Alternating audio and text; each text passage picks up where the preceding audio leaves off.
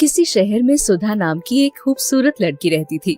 सुधा के पिताजी एक पिज्जा की दुकान चलाते थे।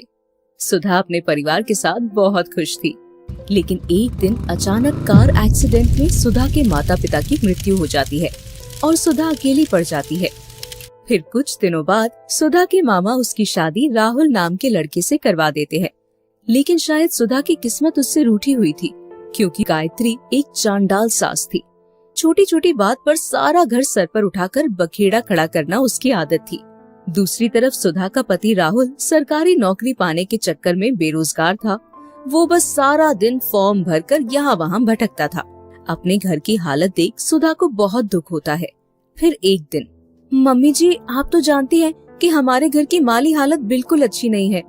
देखिए, मैं हर तरह की पिज्जा बनाने में एक्सपर्ट हूँ। अगर आप इजाजत दें तो मैं पिज्जा बनाकर बेचना शुरू कर सकती हूँ।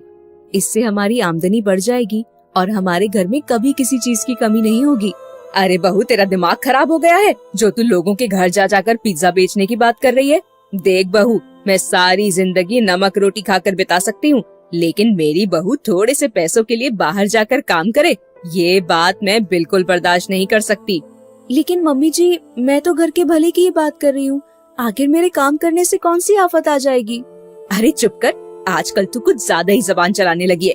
देख बहू, आज तक हमारे खानदान में कभी किसी बहू ने बाहर जाकर नौकरी नहीं की, और तू चाहती है कि तुझसे काम कराकर मैं पूरी रिश्तेदारी में अपनी नाक कटवा लूं। लेकिन मम्मी जी, मेरी बात तो सुनिए। अरे चुप, बिल्कुल चुप। अब इस बारे में मैं कोई बात नहीं करना चाहती। चल जा यहाँ से। इस तरह गायत्री सुधा की बात को अनसुना कर उसे डांट कर भगा देती है। लेकिन सुधा एक समझदार लड़की थी, इसीलिए वो अपने सास की बेतुकी बातें और पुराने ख्यालों के चलते अपना घर उजड़ता हुआ नहीं देख सकती थी। सुधा घर घर जाकर पिज्जा बेचने का फैसला कर लेती है। उसके बाद सुधा अपने मामा जी से कुछ पैसे उधार मांगकर फिर अगले दिन सुधा अपनी पिज्जा सर्विस के नाम से आसपास के इलाके में ढेर सारे इश्तेहार चिपका देती है। पिज्जा बनाने का सारा सामान खरीदकर घर ले आती है।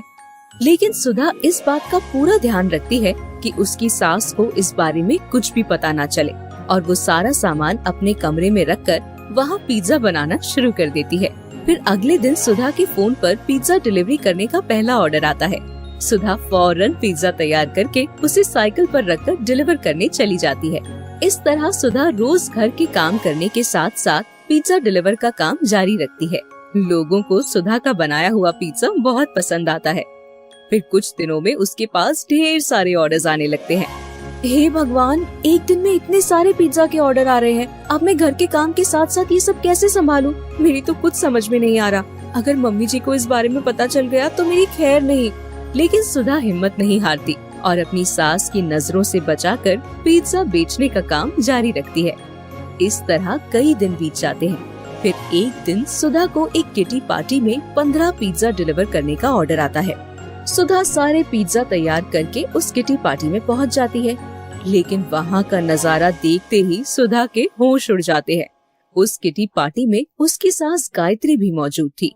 सुधा को पिज्जा बेचने का काम करते देख गायत्री की सभी सहेलियां उसका मजाक उड़ाकर उसे ताना मारने लगती हैं। अरे गायत्री, ये तो तेरी बहू है ना, ये पिज्जा बेचने का काम करती है। तू तो हमेशा अपने आप को एक ऊंचे खानदान वाला बताती है, लेकिन तेरी बहू तो पिज्जा बेचने वाली निकली। हाँ, तूने बिल्कुल सही कहा जानकी। ये गायत्री जब देखो तब हमारी बहू की बुराई करती रहती है, लेकिन जरा इसकी बहू को तो देखो। क्यों गायत्री, अब कुछ बोलती क्यों नहीं? सांप सूंघ गया क्या तुझे? अपनी इस तरह बेइज्जती होते देख गायत्री से रहा नहीं जाता और वो गुस्सा होकर उसी वक्त वहाँ से चली जाती है। दूसरी तरफ सुधा भी अपनी सास के पीछे पीछे घर पहुँच जाती है। गायत्री सुधा का सामान उठाकर घर के बाहर फेंक देती है। आज तेरी वजह से मैं किसी को मुंह दिखाने लायक नहीं रही। चल कलमुही, तू इसी वक्त मेरे घर से निकल जा, वरना मुझसे बुरा कोई नहीं होगा। इतना कहकर गायत्री सुधा को धक्के देकर घर से बाहर निकाल देती है। बेचारी सुधा दुखी होकर वहाँ से चली जाती है। फिर अगले दिन गायत्री देवी सीढ़ियों से उतर रही होती है कि तभी उसका पैर फिसल जाता है और वो लुढ़कती हुई नीचे गिर जाती है। अरे मेरी माँ मर गई रे, मेरी टांग टूट गई, अरे कोई उठाओ तो। उस वक्त सुधा घर पर नहीं होती, इसीलिए आस पड़ोस के लोग गायत्री की आवाज सुनकर वहाँ आ जाते हैं और उसे उठाकर अस्पताल में भर्ती करवा देते हैं। डॉक्टर गायत्री के पैरों की जांच करना शुरू कर देता है। क्या बात है डॉक्टर साहब, मैं जल्दी ठीक तो हो जाऊंगी ना? देखिए, आपके पैर में बहुत गंभीर चोट लगी है, जिस वजह से हमें तुरंत आपके पैर का ऑपरेशन करना पड़ेगा, वरना अगर कहीं देर हो गई तो आपकी एक टांग काटनी पड़ जाएगी। आप क्या कह रहे हैं डॉक्टर साहब? मैं अपनी टांग नहीं कटवाना चाहती, आप जल्दी से मेरे पैर का ऑपरेशन कर दीजिए। ठीक है, इस ऑपरेशन का खर्च 3 लाख रुपए आएगा। आप किसी से कहकर अस्पताल में पैसे जमा करवा दीजिए। हे भगवान, 3 लाख रुपए! इतने सारे पैसे मैं कहाँ से लाऊंगी? मेरा बेटा तो नौकरी के चक्कर में दूसरे शहरों में भटक रहा है। मेरे यहाँ कमाई का कोई साधन नहीं है। हमारा घर मेरी पेंशन से चलता है। देखिए, इस मामले में मैं आपकी कोई मदद नहीं कर सकता। बिना पैसों के ऑपरेशन नहीं हो पाएगा। लेकिन तभी वहाँ सुधा आ जाती है। आप पैसों की फिक्र मत कीजिए डॉक्टर साहब, मैं अभी 3 लाख रुपए लेकर आती हूँ। आप मम्मी जी के पैर का ऑपरेशन करने की तैयारी शुरू कर दीजिए। फिर थोड़ी देर बाद सुधा पैसे लाकर अस्पताल में जमा कर देती है। उसके बाद गायत्री के पैर का ऑपरेशन हो जाता है। क्या हुआ मम्मी जी? आप यही सोच रहे हो ना कि मेरे पास इतने सारे पैसे कहाँ से आए? ये सारे पैसे मैंने पिज्जा बेचकर कमाए थे। अब तो आप मुझे काम करने से नहीं रोकेंगी ना? बस कर बहू, अब मुझे और शर्मिंदा मत कर। पुराने रीति रिवाज और लोगों के सामने झूठा दिखावा करने की सनक के चलते मैंने तुझे बहुत परेशान किया है, लेकिन अब मेरी आंखों पर पड़ा पर्दा पूरी तरह हट चुका है। भगवान तेरे जैसी बहू हर सास को दे। ये कहकर गायत्री सुधा को गले लगा लेती है। इस तरह सब कुछ ठीक हो जाता है।